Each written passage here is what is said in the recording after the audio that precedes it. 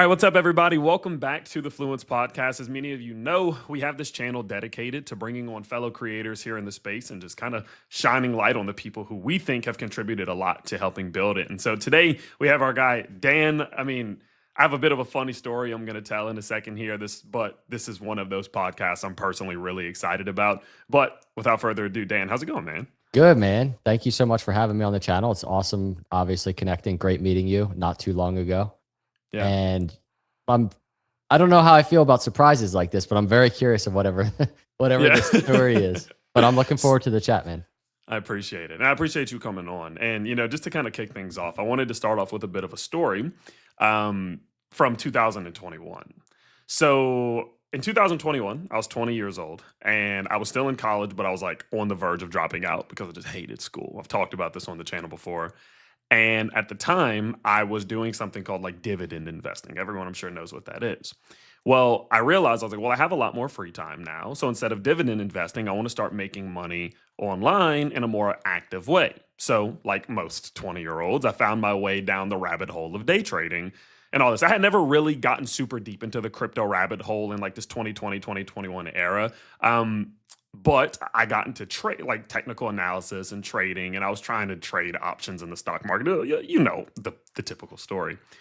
Well, one day I kind of started finding my way into crypto, and I was like, oh, this crypto thing, I had a little bit of Bitcoin, but crypto is much bigger than just Bitcoin. Like there's so much more. There's ADA and there's ETH and there's all these other things. So I started watching it, and I was like, I want to learn how to do technical analysis in crypto. And the very first channel that I clicked on was your channel. That's so crazy. Technically speaking, you were the very first crypto creator that I've ever watched before. That's crazy. And so this is like a bit of a full circle moment for me. So long story short, I'm really excited to have you on today.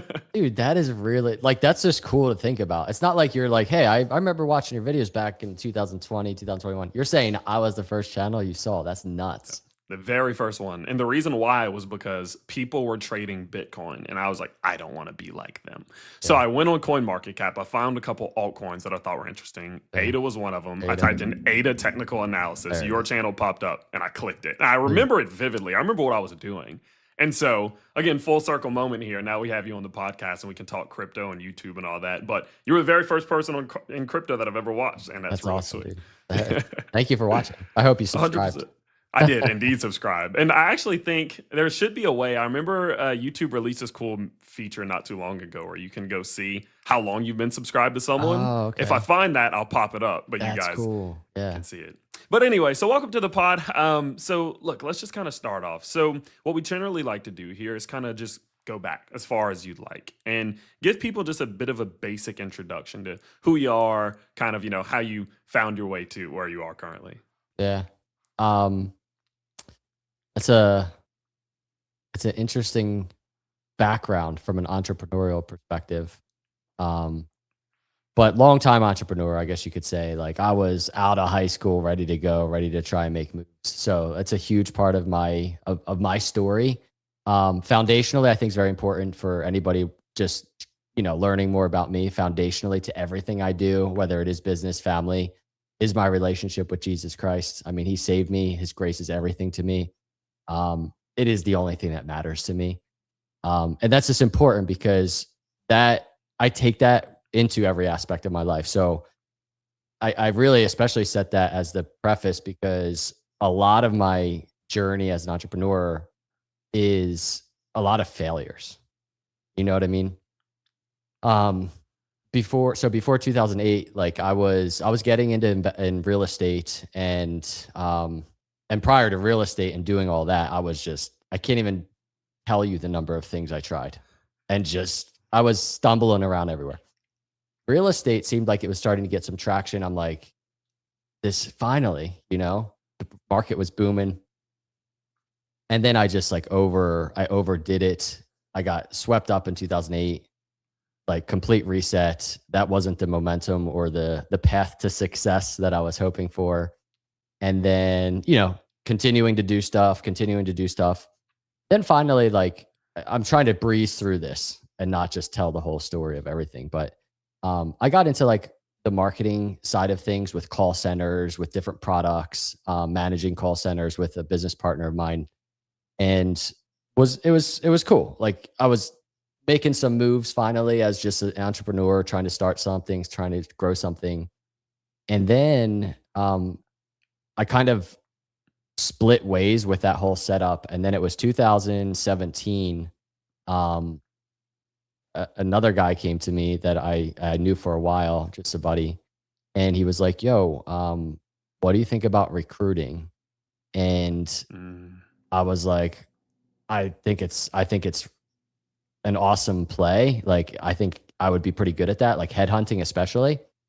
So he's like, "Let's partner up," because he was already doing it, and we kind of started a thing, and it was very much on like the fintech side of things.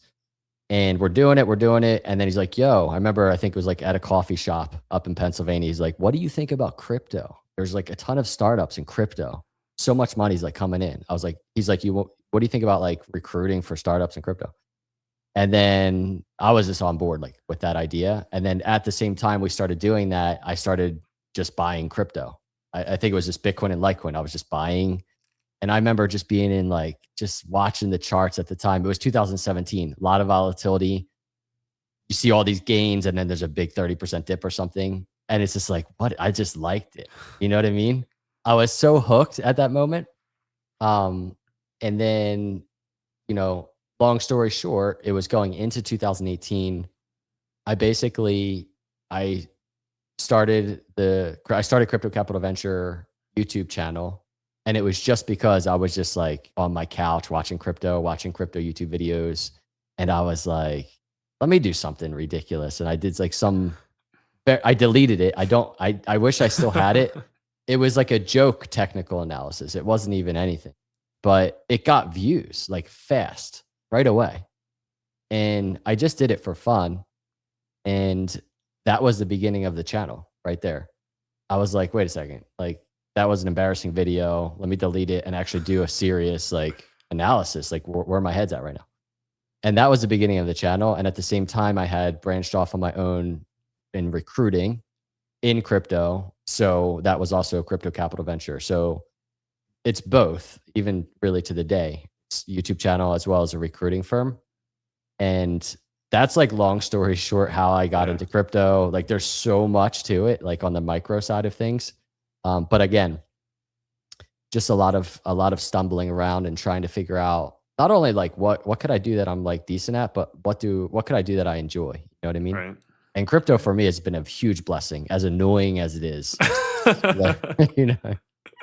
So that's amazing. And I appreciate you kind of giving us the rundown because it lets us just kind of tap into different spots now. And what I guess I'd like to do is take it back to to super early. So earlier you said that when you graduated high school, you were just ready to go. Like you were just kind of ready to get the ball rolling and see what life held for you. And I guess my question is like, did you always kind of feel that way? Like whenever, for example, you were in, middle school or high school, did you always know like, I want to go out and pursue some sort of like entrepreneurship sort of role in the world? Or was it kind of just like a split moment where you just went for it? Yeah, I did actually. I knew it. But the thing was, there was this confusion in my mind about what that feeling was. And it took me a while to define what I really was thinking. And what I mean by that is in high school, maybe even earlier in high school, in my mind, I was like, go get a degree, a business degree, because you want to be there. Go get a business degree.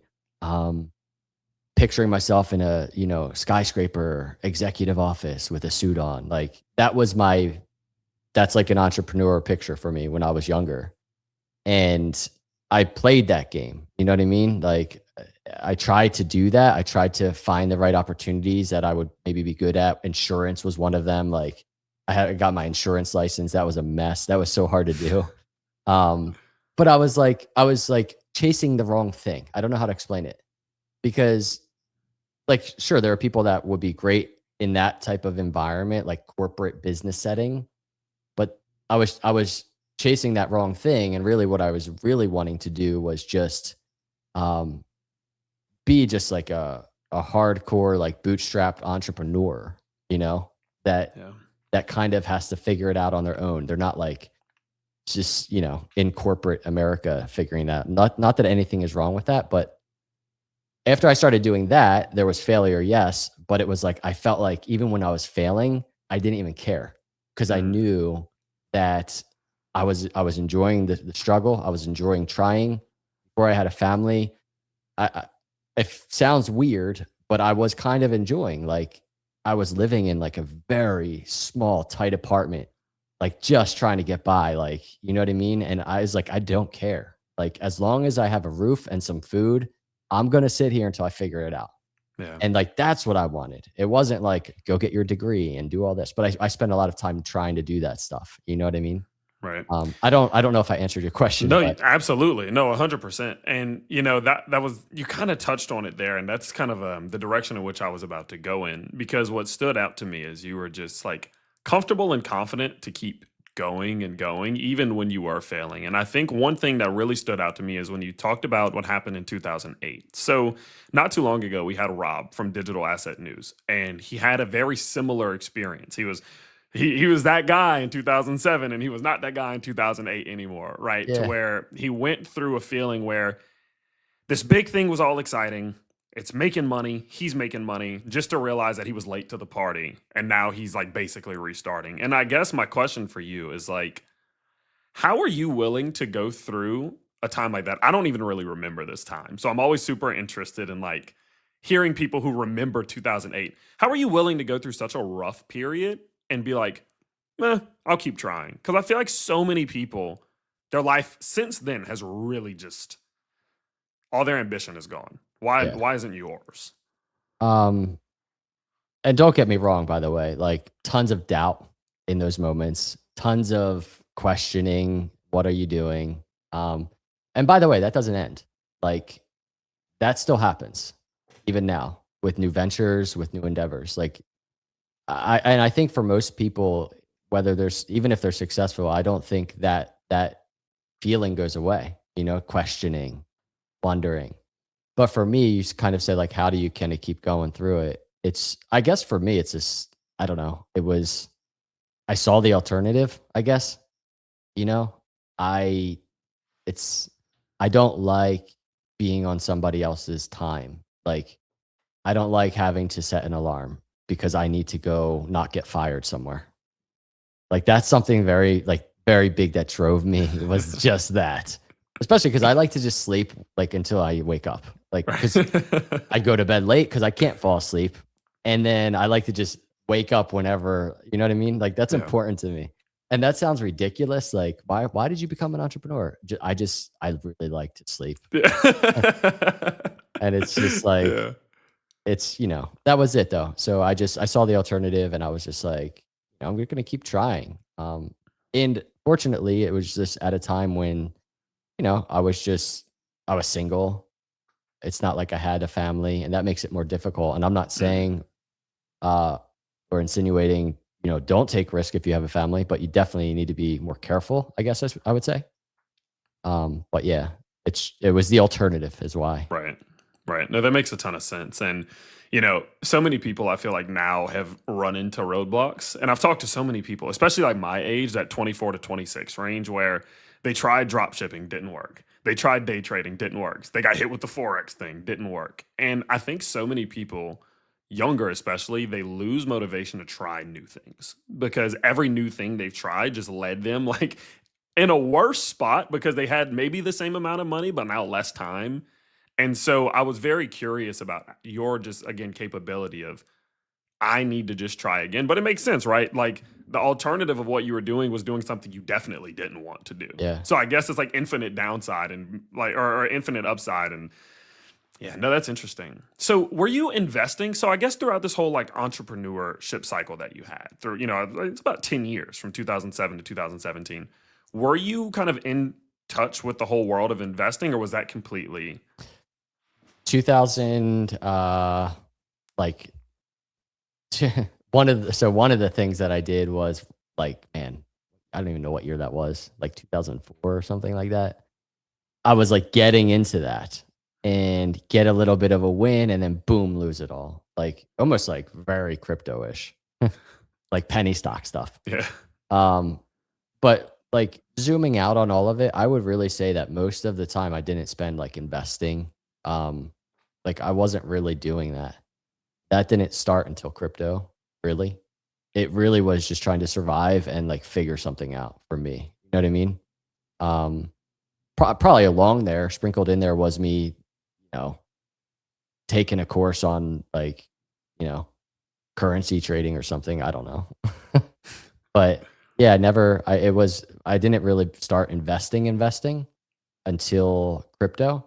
And the thing about crypto and my crypto journey is the way that I do my analysis is not like I definitely don't trade, and I never tell people I do. I actually say I don't trade. I would probably be very bad at it. But the thing that set me up for crypto, I believe, was, not only the volatility of having all of my failures and like the ups and downs along the way, but it's just the mental side of that. And it's something, it's all built on this thing that my dad taught me when I was little. I say it a lot. And it is, I mean, he taught, there's a couple of things, but one is expect nothing, anticipate everything. And that goes along with something else he told me, which was extreme contrast analysis, is what he calls it. When you're making any decision in life, no matter what you're doing, like it doesn't have to be business or money concerning money, but if you have to make a decision, you look at the best possible outcome on one hand, and then the worst possible outcome on the other hand. And you just sit there and you visualize, like, if I do this thing right now and this bad thing happens, you visualize it happening, and then you visualize the good thing happening. And like doing that, it makes it so much easier just to like make a decision, figure out what your risk appetite is. You know what I mean? And so it's that general thesis that I brought into crypto space. And that's very much why I'm a macro investor in crypto and not like a trader. Yeah. Because I don't have like, it's not like I entered crypto with like 10 years of trading experience and I'm some technical analysis, whatever. But definitely, I would say, from an investing standpoint, it really didn't start until I started building in crypto. Right. And it's crazy because it's like what an asset class to learn investing, to get used to it, right? Because I always tell people, especially people who are a bit younger than me, like if you want to get started in investing, maybe start with a little, the basics, S&P 500, maybe even start with bonds. That's a great place to start. But starting in crypto might mess your sensors up a little bit, but yeah. a couple years in this and you might be a little bit fried. So fast forwarding to today a little bit, now that we do have a bit of an understanding of your backstory, like 8 years ago. So I had it in my notes. January 8th, 2018 was your first video that's currently public. Okay. So now you're 8 years of making content, meaning about 9 years of being in crypto. How have you managed to stay and stick around for this long? Because look, I'm going to be honest with you. I'm 5 years in now, and I have my days I mean, where I'm you're like, very what? I close. don't even need this. So how are we pushing 8 or 9? What do you practice to just keep the brain in check during this? Well, I could ask you the same thing because I experienced the same exact. You could ask my wife. Like, I can't tell you how many times I've gone out, like, to the kitchen or wherever she is, and I'm just like, dude, I'm so done with this. It's usually because I read a comment or like 5 terrible comments in a row. I'm like, what am I doing? I'm done with this. Like, but you know what it is? It's actually so many different things. I enjoy it. Number one, like when the dust settles, when I just like realize how ridiculous the anonymous hate comments are. When the volatility of crypto kind of settles, when I think about how early crypto is, the crypto space, I'm like, dude, and right back to you, like 5 years. And the thing is it's like hardly $2 trillion market cap. Like this is brand new. You have such a head start with 5 years of content creation here. And I think that's the biggest thing. It's like, there's no way I'm walking away from this. Maybe it doesn't play out. I say that a lot. Could all go to zero. Maybe like this is a terrible decision, but like there's no way I'm walking away from this. As I looked at my stats, by the way, the last month, I've lost like 700 subscribers. Same. It's been like the worst cycle ever. Like it's usually been continued growth even through a bear market, but I'm actually just like, people are just like, peace out. you know? Hmm. And I'm like, there's no way I'm giving up here. I'm not leaving, Right. because I just Right. think we're early still. Yeah. I feel that. I feel like how would you even frame that? Like the opportunity of sticking around is much higher than the risk of leaving. And that's something I remind myself just kind of all the time. Is like, because I have those days. I have those days where, man, I just don't feel like it. I'm going to be honest. A fun fact about me, I'm a professional kickboxer now. And so I'm in fight camps and I'm getting ready for fights. And then I'm reading hate comments. And I'm like, I just don't even need to. Like, I That's could great. just not listen or read these comments and have these days where I just want to walk away. And then, like you said, you kind of sit in the shower or you're driving home. You know those car rides where the music's off, the rough ones. Like, I'm sitting there and I'm just thinking, like, what if I walk away and then that's when everything that I thought was going to happen happens? Yeah. Because that is something that would happen. I've always told people on my YouTube channel, if you want the market to turn around, all I have to do is quit YouTube.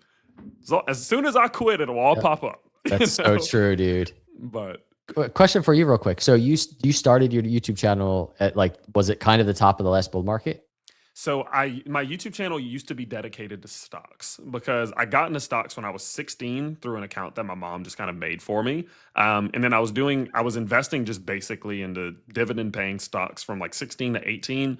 And right as I turned 19 was when I got into crypto. And then I was like, okay, this whole crypto thing is pretty cool. Saw your channel, funnily enough. That's always a part of the story. And when I did my podcast, I mentioned your channel.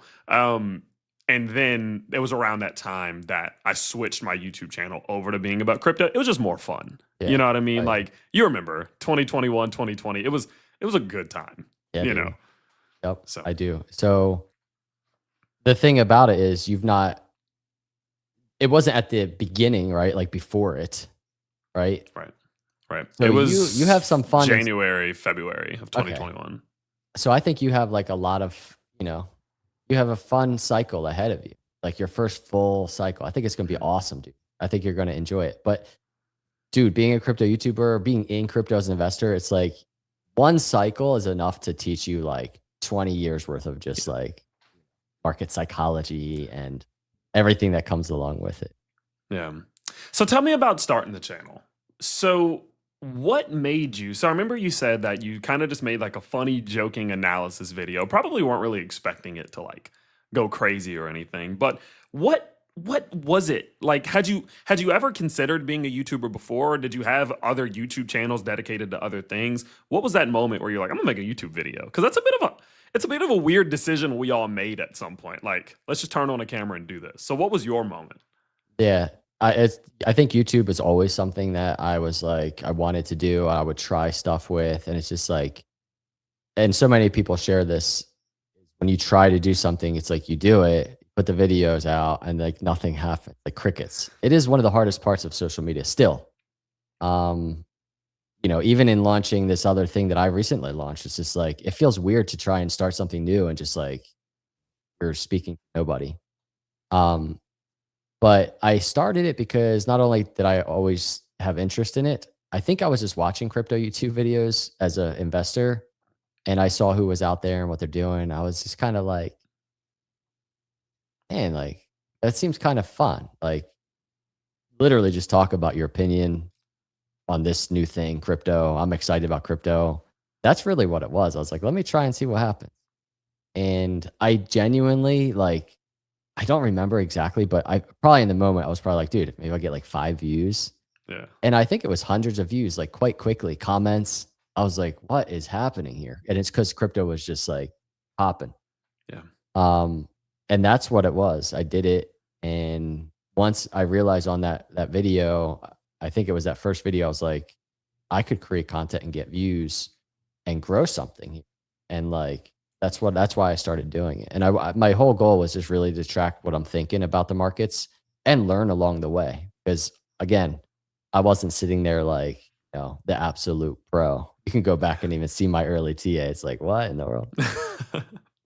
So you said, you were learning along the way. Do you remember what some of those earlier lessons were? Like, what were some of those flash moments where you maybe made a mistake or something worked really well? Like, times are different now, but I feel like principles are similar. What were some of those earliest things you learned? Some of the earliest things, like if I can be specific, I don't know if this is what you mean, but I'm just thinking about like the way in which structure forms in the markets, the way in which, you know, it's very easy to go on Google or any of like the trading, like informational websites and just see what a symmetrical triangle is like. But when you're starting to really do it and track it and see success rate and stuff, really start learning like how unreliable like one single thing is, you know, when you're trying to figure things out. So that was probably the biggest thing. Like earlier when I was doing my videos, like, and you can almost, maybe I can only see it, but like I watch myself, I could just see like this, that slow learning. Like you need the confluence of a bunch of different stuff going on. And that's been still like, because now within like this past, I don't even know. I don't know if it's 6 months yet or not, but that whole thing of needing a bunch of different data, as much data as possible, not just one, you know, momentum oscillator, one pattern, Right.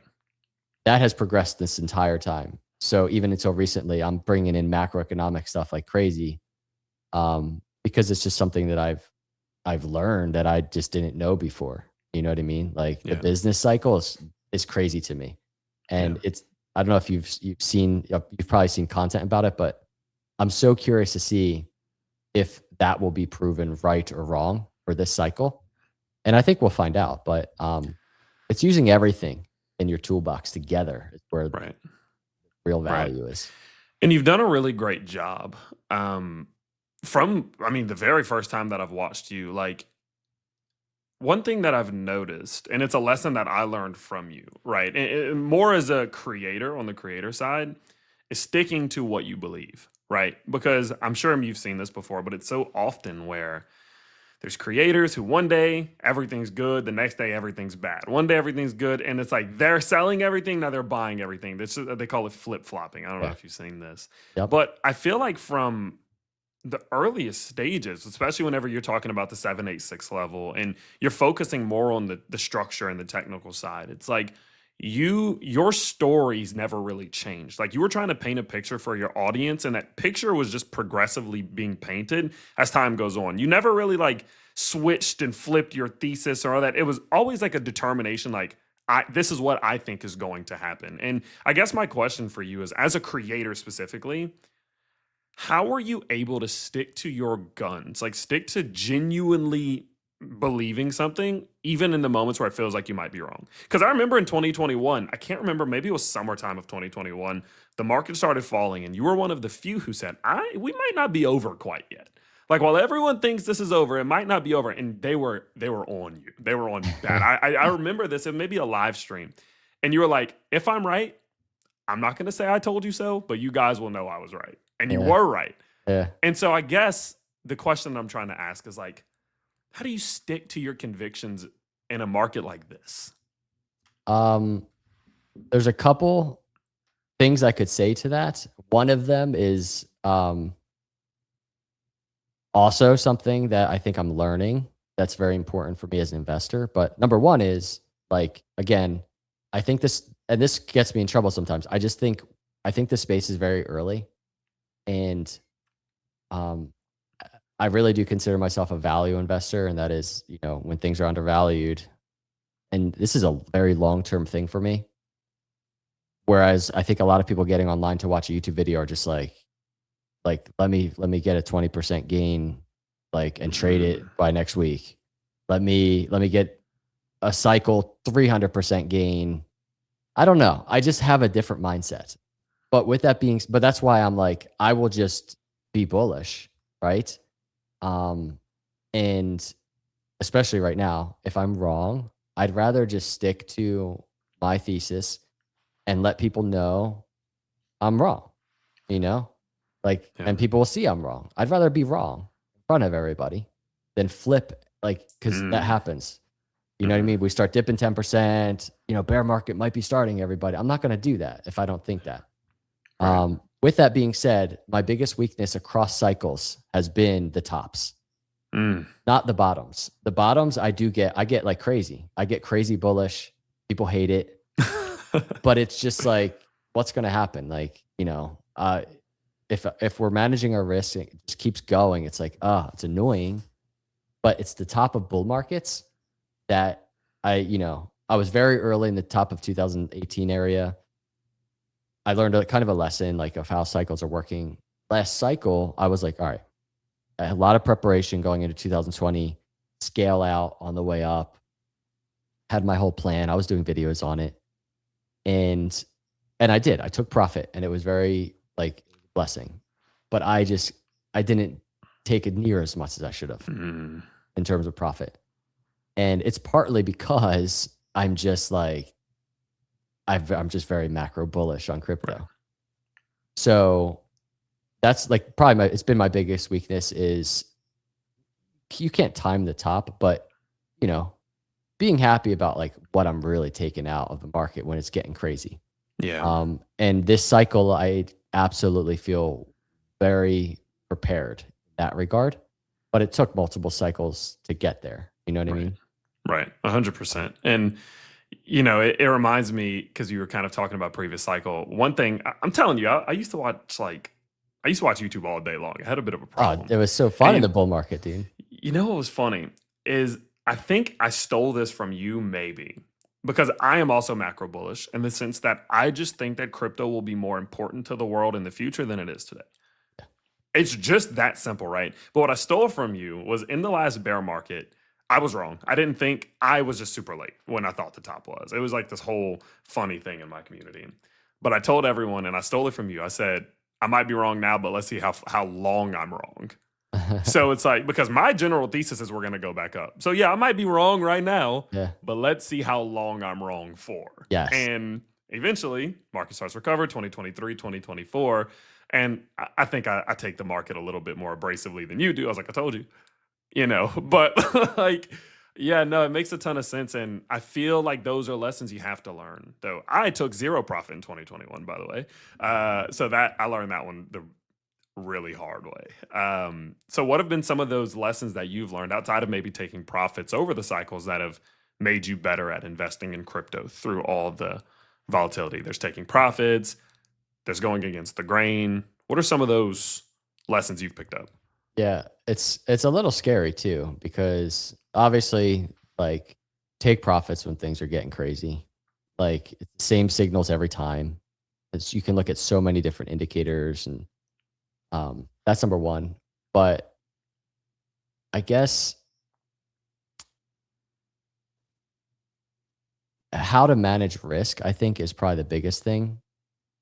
Like I think it's probably the most important thing for somebody that's getting into crypto to be able to do that, because I see a lot of people that do, I guess, over leverage themselves, and the slightest little move makes you kind of panic. You're in that environment of just a little too much in the game. So if you can find yourself in this kind of scenario where even when it's just like going to zero, seemingly, you're just like, right, because if you can be like, all right, when it is just oversold and it looks like it, like right now, if you can be in this market and just be like, okay, like your likelihood of winning is just so good, because you're not going to sell your bags at the bottom. And that's not to say it's a guarantee that it goes up, but again, I don't think it's over for crypto. I think there's a lot of upside. So I would say that is like managing risk is like one of the biggest things I've learned. That's why I said like being in one cycle of crypto is like having 20 years of of experience as an investor. Absolutely. And a lot of other things. I don't know. There's a lot of different. Yeah. So I kind of want to touch back on, so you're recruiting, and that being your way into crypto. I've always found this super intriguing when people are in crypto outside of just holding tokens and coins, right? Because I personally feel like my perspective on this space is completely different now that I've run a company in the world of crypto compared to when I didn't. And I feel like I can actually see the value of crypto because I see the interworkings of it from a B2B perspective. I almost wonder, do you think that your business experience as a recruiter, also having products and stuff that I'd like to talk about in a second in the world of crypto, do you think it's given you a bit of an advantage, even maybe just being a YouTuber? Do you think it's given you an advantage of an investor because your conviction can be higher because you're actually seeing crypto working behind the scenes? That's a good question, actually. Um, it's an interesting question because the answer is yes. Because literally, just working with like leadership teams of these crypto startups and recruiting for them and trying to help them build, and it definitely gives you like this. I don't know if confidence is the right word, but you're just like you're at that like starting line with all of these people and companies. You're there at the starting line of this space, and like people are trying to build, and um it makes me as an investor be like, dude, again, like $2 trillion market cap as a whole, like there's so much upside when I see what's being built and what people are working with or working on, and the intensity that they're doing it and the passion that they're doing it, you know what I mean? And the talent that is in the space. It's crazy. It does get me bullish. And again, like for me, it always is like I have to tame myself because stuff like that gets me just excited. And I'm just like, I don't get bearish even when we're in a bear market. And that's probably why I do turn on the video and I'm just like, I'm positive, I'm optimistic, even when we're down like 90%. But yeah, that was a good question because I think that does play a role a little bit. And right now, actually, the space is struggling like big time. And I see that like unfortunately as a recruiter, even unfortunately for my company, because it's the opposite of growing and recruiting right now. Like people are just like laying off, shutting down. It's very ugly. But I have to look at that objectively, not emotionally, and realize like it's just the cycle of the industry. And it just like is flowing exactly with being oversold and assets being lower risk now. This is just what happens, unfortunately. You know what I mean? It's like a reset. Yeah. So, but a bullish reset, in some ways. So. 100%. And, the reason why that's something I've thought about for a while, because about a year ago, I met a real estate developer out of New Orleans in Louisiana. And he was also a real estate investor in New Orleans. And I asked him, I was like, does being a developer make you a better investor? And he was like, absolutely, because I actually see the foundation being built in the space that I'm invested in. And that's something that most people don't really get. Like, we can invest into ADA, ETH, Bitcoin, whatever, but when you're behind the scenes and actually seeing the levers being pulled, I think it makes you realize like, oh, there's something here. And I've always wondered if that's contributed to your positivity about the market, because I'll be honest with you, I've not seen as many people in the space from a creator perspective, even as an investor perspective, that has like an undeterrable confidence that this market is early. I have doubts sometimes. And I'm like, I watch yours and I'm like, this dude doesn't even seem like he doubts it. And I guess, do you doubt it? Do you think, am I wrong about this sometimes? Or is it just 100% locked in confidence? You should ask my wife. I would wonder what she would say. I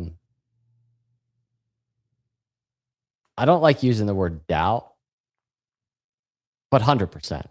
Yeah. Like 100%, dude. Some days it's like, especially this cycle, I'll go to my wife sometimes and I'll be like, dude, it's over. Like I say that like kind of jokingly, you know what I mean? But when you're joking about something, but you're like, I guess it's over. Because some days it feels like it, I don't know if you call that doubt or not, but also this is why I do like when I do my videos, I think it gets a little bit like, I think people kind of get a little tired of me saying it. Like I say, I don't know what's going to happen.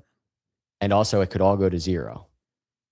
Like a lot of people think, dude, you keep saying that it's going to go to zero. Like, no, my words don't have that much power.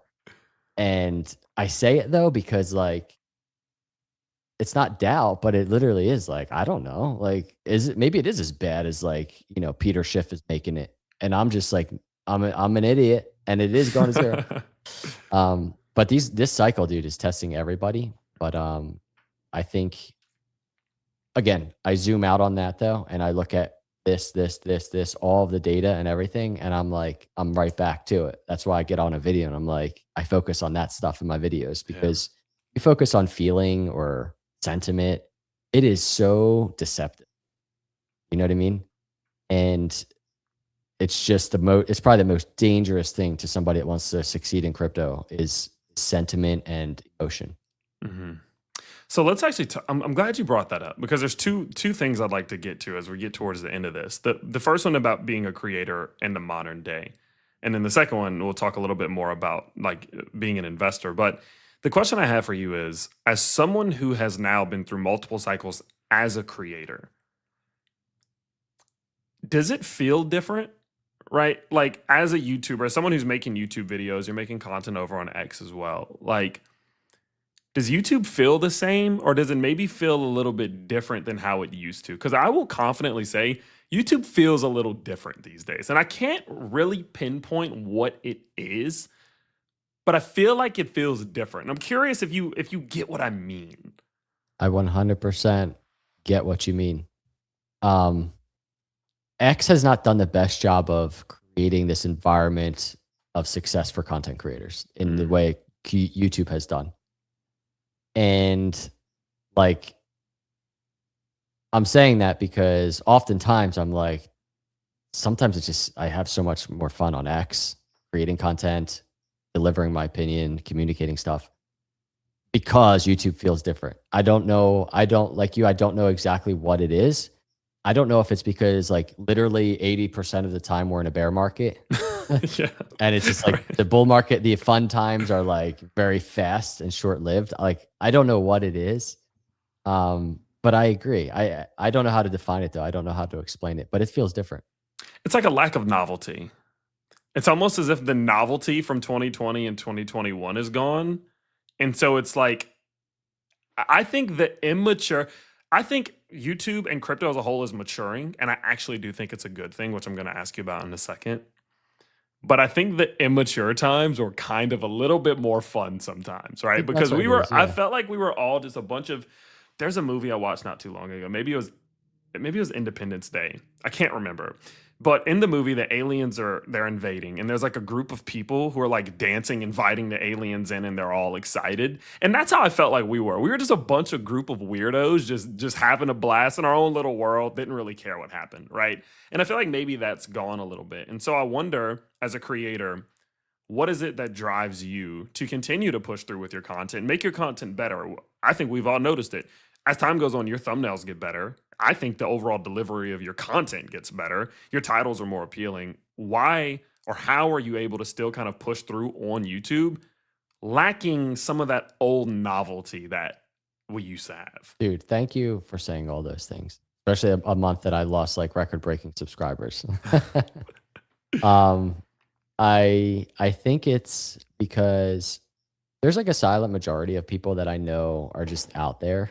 You know, a lot of my subscribers, I would say most of them, like they just don't comment, but I just know that they're just like kind of like-minded, you know, like kind of like me, and they just watch. And then, you know, and it's like, I'm obviously growing a business. That's one thing. You know, it's an amazing business model. I encourage anybody out there that has a business idea, just wants to create content, just start creating content. Like this is early stage. Yeah. So yeah, the business side, but it's also just like when I think of all these people, the masses that are out there that do watch, that I'm grateful for, I just want to be here creating the content in the worst of times because I want to like succeed with all of these people. Even if I can't see them face to face, I want to enjoy those live streams. I don't do live streams a lot right now, but when we're moving, like I want to be on the live stream with all these people and just enjoy that. Like that's what that's like the biggest thing I'm waiting for right now, you know? Yeah. So yeah. It's just the conviction. And that's what it comes down to, you know, with you a lot. It's just the conviction of when the good times are here. And that's like, it's inspiring, I would say. And I would encourage, I know a lot of the newer creators in the space watch our podcast, especially when guys like you come on. And I would encourage a lot of you all who are either creating a YouTube channel, you have one, or considering it, like, just really go for it. And I'd love to actually know your opinion about this. I don't think it's too late. Matter of fact, I would almost be willing to say now is a better time than it's been since like early 2021. If you missed early 2021, now was like the second best time in recent history because the market has flushed out a lot of the not so good content, quite obviously. And I'd love to know actually if you agree with that. Would you start again now? Yeah, I mean, now is a great time to start. Not just because where we are in the crypto cycle, actually, especially because where we are in the crypto cycle, if we're talking about crypto right now, like crypto content, Yeah. such a good time to start, but also because like I know AI is like taking everything over, blah blah blah. I use it every day, it's helpful. But I think when it comes to video content and content in general, like there is going to be a growing trend of interest for just like authenticity and human connection, which is why I also think we're entering a new era of social media where yeah, there's going to be AI stuff, but that like need for people to connect, that's going to open a lot of doors. It's a huge opportunity. And right now you're at the confluence of both those things happening. The bottom of a crypto cycle. So if things get heated, it's a very good time to start. Like you'll probably grow. And then also just the desire for people to just watch authentic content. Like that's going to start growing too. And if you were to restart, so I mean, for the most part, you post basically every day, if not skip a day here and there. Would you recommend a newer creator do the same thing? Like just get active, get posting as often as possible. Quality or quantity, I guess. I would say at the early stage, quantity. And that's that's not like 100% the only advice. This is for me, right? Like what I've learned, because there will be people out there that are probably running social media accounts that do like one video a month that does like 10 million views because they did quality. That's not what I'm talking about. But somebody that's like, I want to be a content creator. I want to figure this out. Like the consistency of doing it over and over and over, you get better at it way faster than if you're doing it sitting down once a week. Even after a year, you're still not going to like probably be in your groove. You do it every day, multiple times a day, just get better at it, tweak what you need to tweak, see what you're doing wrong, and you learn so fast. And that's why I just think consistency. And not only that, and if you're doing crypto content, it's just like every day is something new. Every day different than the day before, and it's not going to be the same in a week anymore. So the content's old. Gotta be keeping up with it. You know what I mean? Yeah.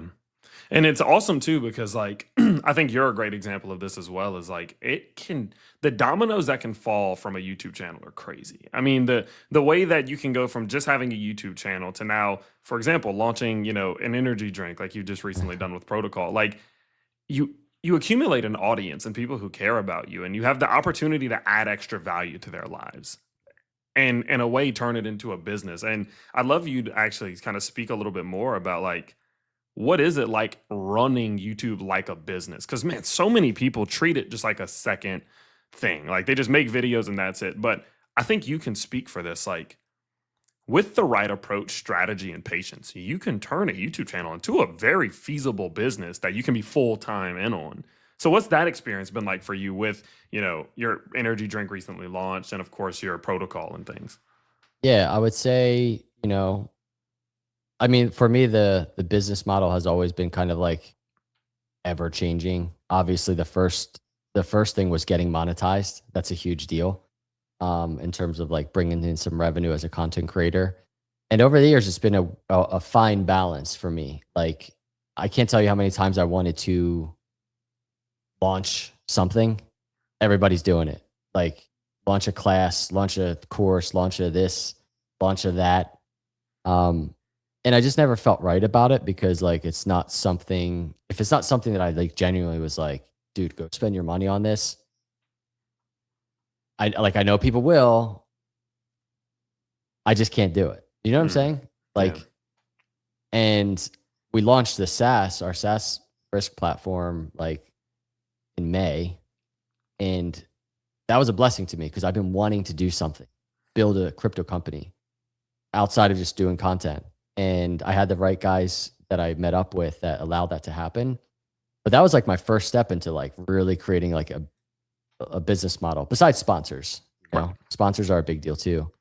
And then, you know, the energy drink is like, I don't look at it as so much of, I feel like it's so separate from crypto. Yeah. It's hard to like bake it into like what I'm doing with crypto capital venture. But I you know, I obviously I'm going to leverage it a little bit to try and get it off the ground. But that's what's cool about creating content and having an audience. It's like there are people that will support you to do stuff like that. Yeah. You know what I mean? The key, whenever you're doing anything, whether it's sponsorships or if you are launching something new, I genuinely encourage anybody, like don't be deceiving, you know, be authentic, and be true to your audience. That's like the best thing that you could possibly do. Yeah. So, and because you'll build the right things as well, taking that approach, not just like, you know, trying to, I don't know, extract out of people. Yes. 100%. Yes. That's the right word. 100%. No, that makes a ton of sense. And it's always a fine line, right? Because like the craziest thing about it is there could be things that I'm personally excited about that could still just not be right for my audience, you know? And man, people just throw money around in crypto, you know, and you have to just be willing to say no, even if it's very intriguing, if it doesn't make sense. But look, I mean, you've been posting for 8 years and you're still around. How many guys who started in 2022 are not? And by the way, I will let you know, on average, so having lost, I know we mentioned this a couple times, having lost 700 subscribers in a month on 403,000 subscribers is better than the average right now. Oh, is there an average that you know about? Yeah, I'll send you the stats because we track all this stuff. But on average, if you were at the average, you would have lost 2,235 subscribers last month. So you're killing it. But that to say that having lasted in this market for so long, I think the authenticity shows and your willingness and conviction to just stick by what you say. And it goes a long way. And for people like me and the people who watch, like, I'll just say that we do appreciate it. You know what I mean? But I do have a question to ask. I'm not going to lie. Okay. Because this is where me and you may disagree. Ada Cardano.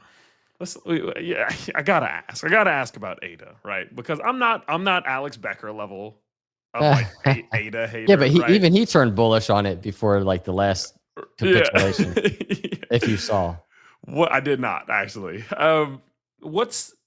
that your favorite of them, or is it just the one that you talk about the most?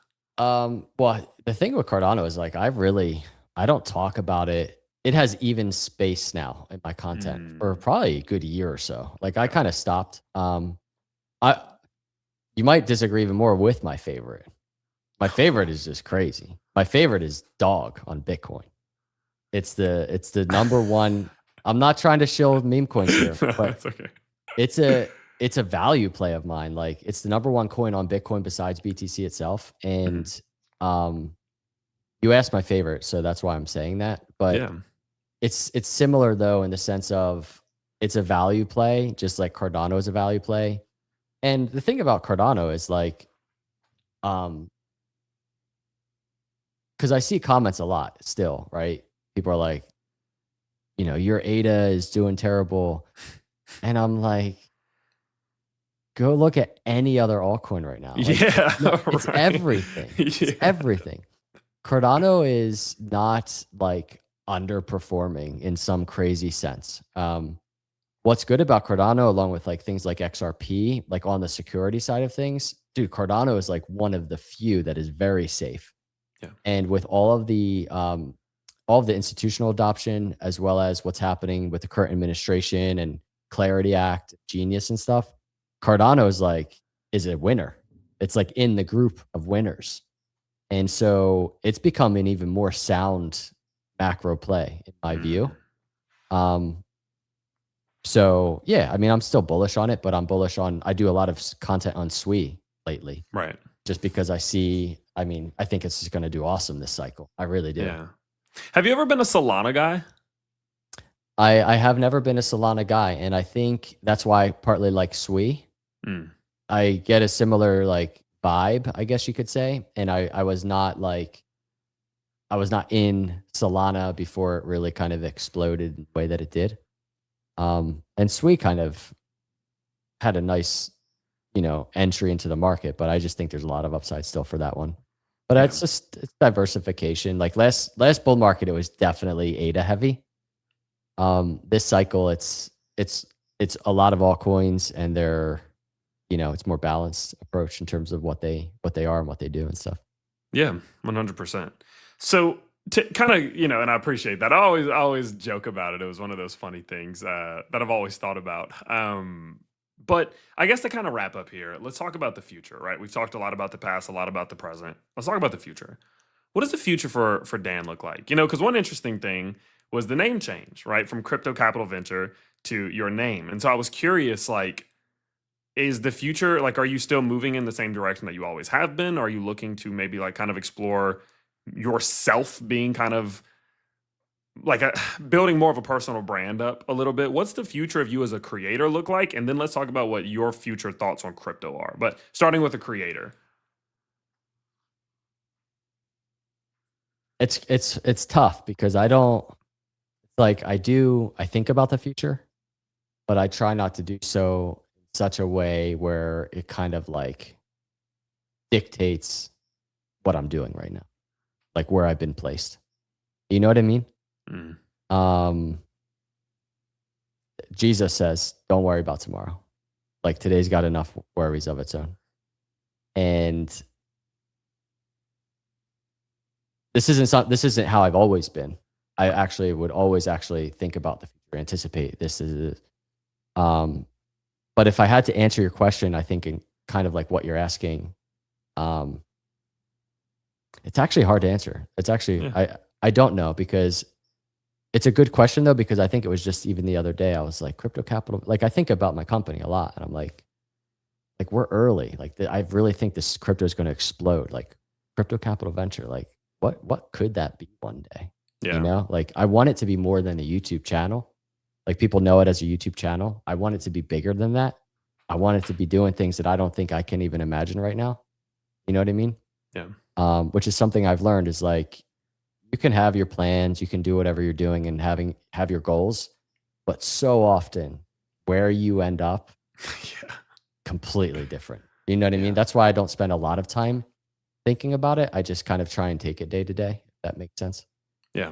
And no, it actually makes perfect sense. And I think your history kind of shows that, because I would assume in 2009, for example, had you told your younger self where you'd be right now, that you'd probably just be like, how did we find our way there? Yeah. So does that apply to your crypto portfolio itself? Like, how do you balance not trying to stare into the future too hard while also deciding what you think is undervalued now to potentially be more valuable later on? You're making a segue to what I've been building too easy for me, and I'm trying not to bring that up, but that's a big one. But actually, like, speaking to that a little bit, like last cycle, and it wasn't a bad thing. I mean, I think I don't recommend it, but like if you're in a good coin, like just one good coin, and you have a bull market, like you can just do very well. It's not like you have to be diversified. But this cycle, I will say, pre-bull market, like I'm enjoying being more diversified. I don't remember what you asked, but I feel like it has something to do with that, right? Am I answering your question? Yeah, just like looking for the future and like choosing what you actually invest in. Yeah, How do you that's right. how do you kind of pick? Because there's a lot of opportunity out there right now. Altcoins have been down for a year and a half now, right? Yeah. So if you're going to get a good opportunity to start accumulating, it's now, realistically. 100%. Not financial advice, all that stuff, whatever. How do you pick? How do you choose? For me anyway, like when I'm not overthinking it, it presents itself. Like if you're in crypto and you're just looking at everything going on, like, again, I'm not trying to shill a meme coin on your channel, but when ordinals came out on Bitcoin, like to me, I was just like, this is huge. This is a big deal, dude. Like NFTs on Bitcoin. That's a big deal in my opinion. And I still think that, even though the space is just terrible. Welcome to a bear market. But then out of that came, I got an airdrop of a runestones, and then the founder basically airdropped dog to runestone holders, and I got dog. And and it was just like, just because I was involved in the ordinal space and trying to learn and figure out what's going on, what is this? But again, that's not something like I purposely sought out. I wasn't Right. looking for new plays, but it almost instantly became like my most exciting macro play. And unfortunately, the timing of that was in the middle of the bear market, and it's been over a year, right? And it's just like, well, why hasn't this thing done anything? Yeah. And it has nothing to do with fundamentals. It is like just as secure and decentralized as Bitcoin. And I think it's just going to be ridiculous in a bull market. But that's just the point, is like, when you're positioning, I think if you can understand the fundamentals of why you're choosing something, and really, like, it is good to study it, like really understand. Don't just pick something, pick it. Right. I think it's a great way to prepare your portfolio for the bull market. But again, like, finding it for me has always been like very like not intentional. Mm. You know what I'm saying? Yeah.